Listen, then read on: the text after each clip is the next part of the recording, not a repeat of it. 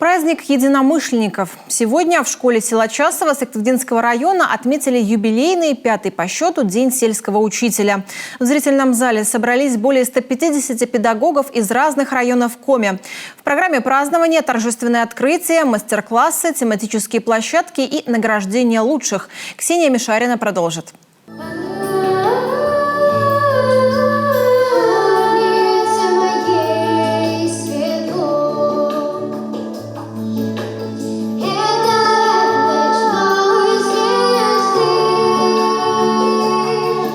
В такой душевной обстановке начался день для педагогов сельских школ и детских садов. Ведь сегодня их профессиональный праздник. День сельского учителя был создан 5 лет назад по инициативе народного педагога Коми АССР Ангелины Михайловны Захаренко. Сегодня юбилейное торжество прошло в стенах новой школы села Часово Сыктывдинского района. Мы взяли за правило каждый год проводить этот уникальный праздник, а он единственный в Российской Федерации, только в нашей республике его празднуют.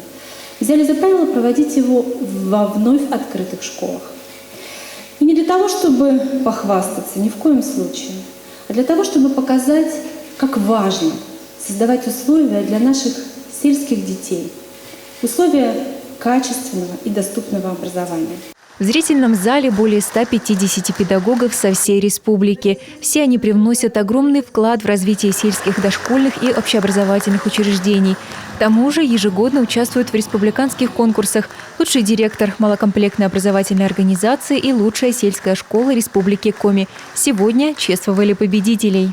Мы писали заявку, и на самом деле мы оформляли такой объемный хороший материал. И мои заместители директора очень приложили много усилий. Мы просто написали о нашей школе, о нашей работе, просто писали с душой. Что вот есть, что как мы работаем, как работает наш педагогический коллектив. Так все и расписали, описали, отправили на конкурс. Особо не надеялись, но что мы выиграли, это, я повторюсь еще раз, это работа всего педагогического коллектива и родительского сообщества.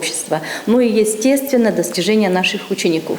В программе празднования посещение мобильного кванториума, мастер-классы для педагогов, общение с коллегами на тематических площадках. Всего их 8.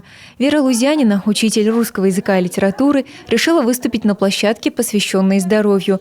Педагог ведет активный и здоровый образ жизни. Говорит, для того, чтобы ребенок рос здоровым, важна атмосфера в школе в целом, активность во время уроков, а также собственный пример.